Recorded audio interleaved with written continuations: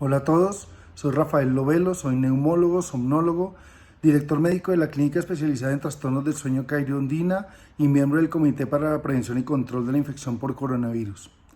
Debido a la frecuente información que llega por redes sociales acerca del coronavirus, he decidido tomar unos minutos para darles mi concepto y algunas recomendaciones y el protagonismo que tenemos todos y cada uno de nosotros en la prevención y control de la enfermedad por coronavirus. El coronavirus es una infección viral que era una zoonosis, se transmitía única y exclusivamente entre animales. En el 2003 hace una mutación y pasa de animales a humanos, generando una gran epidemia con gran mortalidad. Esta nueva cepa, el COVID-19, es capaz de transmitirse entre humanos, con una afinidad tremenda por el pulmón, generando un patrón inflamatorio agudo a nivel de las células pulmonares y generando un trastorno de oxigenación que nos puede llevar hasta la muerte. Desafortunadamente, y para el momento actual, no hay ningún tratamiento antiviral ni ninguna vacuna creada para esta enfermedad. Es un virus nuevo, no es un virus viejo. Por esa razón nuestro organismo no lo reconoce, no tiene mecanismos de defensa inmunitarios y por esa razón, como dicen nuestras abuelas, anda como Pedro por su casa una vez penetra nuestra vida a nuestro sistema respiratorio. Al no haber tratamientos virales ni tratamientos con vacunas, realmente quedan los tratamientos no farmacológicos. Y ahí es donde nosotros jugamos un papel fundamental en tratar de controlar la progresión de tan devastador problema. Estas medidas no farmacológicas se centran en dos grandes estrategias. La primera de ellas es la que está destinada para controlar el contacto hacia el virus, independientemente de saber si el paciente o el sujeto con el que estamos tiene o no la enfermedad. En este rango hay tres estrategias que diariamente hacemos mucho énfasis que se deben cumplir. La primera de ellas es el lavado de manos. Lavado de manos con agua y jabón. ¿Y por qué? Porque el lavado de manos elimina por completo el virus. El virus muere con el jabón. Y por esa razón hay una recomendación actual de estarse lavando permanentemente las manos, no más allá de cada hora, lavarse las manos permanentemente. Pero nosotros que estamos en contacto permanente con sujetos, con usuarios, con pacientes que llegan a nuestras organizaciones, debemos tener un protocolo continuo de lavarnos las manos antes del contacto con el paciente y después del contacto con el paciente. Si no es posible estarse lavando las manos, debemos utilizar una sustancia de alcohol glicerinada con un porcentaje de alcohol superior al 60%, siempre antes y después de tener contacto con el paciente. Es muy importante esta medida como medida de prevención para dejar de ser portadores del virus en nuestras manos. La segunda de ellas son los métodos de barrera y en ellas está el tapabocas.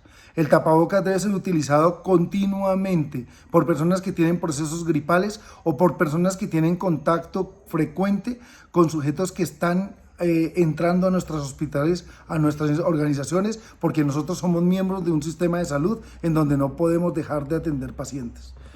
Ese tapabocas debe cubrir la nariz y la boca permanentemente. No sirve para nada que solo nos cubramos la boca. No sirve para nada estar en contacto permanente con el tapabocas. He visto gente que cuando va a hablar con alguien entonces se lo retira y después vuelve y se lo coloca. El tapabocas no se debe manipular. Una vez colocado no debes tocarlo porque el mecanismo por el cual actúa es que él filtra y mantiene una barrera entre el virus que trata de entrar hacia nosotros contra el papel que está como barrera entre la boca y las gotas de flux de los pacientes. Esas gotas de flux son las que son responsables de portar el virus y esas gotas están en el hablar, en el reír, en el gritar, en el toser o en el estornudar. Es decir, el paciente no tiene que estar con gripa, el paciente no tiene que estar enfermo, solamente tiene que respirar e inmediatamente es capaz de transmitir el virus. Por esa razón es importante que mientras estemos en contacto con personas que tengamos en nuestros consultorios, en nuestra organización, permanentemente tengamos colocado el tapabocas. El tapabocas solo se manipula desde el caucho que va detrás de la oreja, nunca se toca de manera anterior. Y si no lo tenemos que retirar porque tenemos que tomar un medicamento o porque vamos a consumir algún alimento, lo manipulamos desde el caucho, pero previamente a manipularlo nos lavamos las manos, nos lo retiramos, nos lavamos nuevamente las manos, consumimos el alimento, nos lavamos las manos colocamos el tapabocas sin tocarlo siempre de los cauchos y nos lavamos nuevamente las manos. Si hacemos eso, realmente estamos ejecutando una maniobra de prevención para que el virus no sea capaz de llegar a otros sujetos que están a nuestros lados. No tienen que ser ni siquiera nuestros pacientes, nuestros familiares, muchos más allá. Si el tapabocas tuvo contacto con un medio, con una mesa donde lo depositamos mientras nosotros estamos consumiendo un alimento, inmediatamente después de habernos colocado el tapabocas y de haber hecho las medidas que les he dicho anteriormente, debemos ejecutar una maniobra de desinfección inmediata del sitio en donde colocamos el tapabocas. Si no, vamos a dejar huellas que después otra persona al tocar ese sitio se va a contaminar con el virus. La maniobra de desinfección, que es la tercera barrera, es demasiado importante.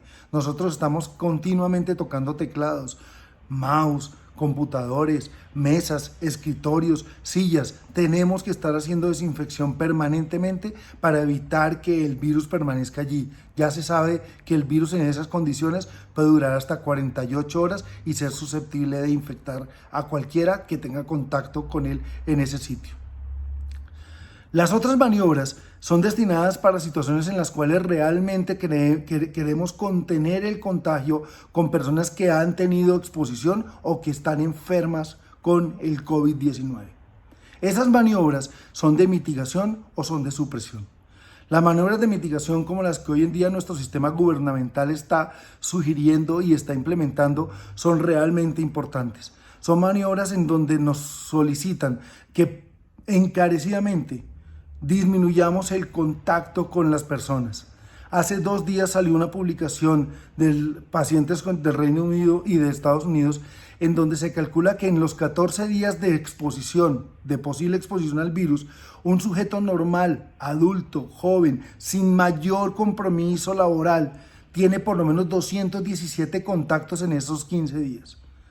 Si se habla de un contacto que puede ser epidemiológicamente patológico, es decir, de menos de 2 metros y por más de 15 minutos, por lo menos 90 contactos en 15 días ha tenido. Y de esos 90 contactos, solamente 36 son contactos cercanos o conocidos. Es decir, que el 60% de las personas con las cuales tuvimos contacto no las conocemos. Y por eso es tan difícil hacer un seguimiento epidemiológico cuando estamos en búsqueda de contactos con personas que han estado infectadas. Por esa razón, se tratan de evitar de manera contundente, de manera agresiva, que todos nosotros tengamos contacto con personas en sitios aglomerados.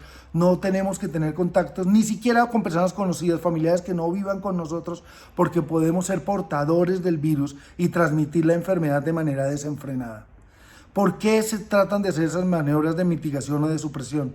Porque hay que frenar el crecimiento del virus. Si el virus sigue creciendo de manera exponencial, va a superar la capacidad de respuesta de nuestro sistema sanitario y entonces va a incrementar la morbilidad y van a aumentar los muertos por culpa del virus, porque no vamos a dar abasto para controlar el problema de los enfermos que estén contaminados si el caso se nos sale de las manos. Las maniobras de supresión son más aún agresivas, son todavía más exigentes. Son maniobras en donde la persona no puede tener contacto absolutamente con nadie. Dentro de ellas está posiblemente la cuarentena. Y si no hacemos caso de lo que tenemos que hacer hoy en día, allá vamos a llegar con el costo social y económico que lleva tener una maniobra como esas en nuestra población. Amigos, este virus no tiene tratamiento. No hay antivirales, no hay antibióticos, no hay vacunas, no hay ningún tratamiento farmacológico. Este tratamiento, por alguna razón, depende de nosotros, depende exclusivamente de nosotros. El control de esta enfermedad depende de la unión, del respeto, de cumplir con las normas, de no hacer acciones que puedan estar en contra de nuestra salud y de la salud de quienes más queremos. Si todos respetamos, hacemos lo que nos toca, ejecutamos los actos correctos y tomamos las acciones preventivas del caso, créanme que le ganamos la batalla a este temible virus. Ojalá este mensaje les sea de utilidad y lo transmitan a todos y cada uno de sus allegados. Feliz tarde.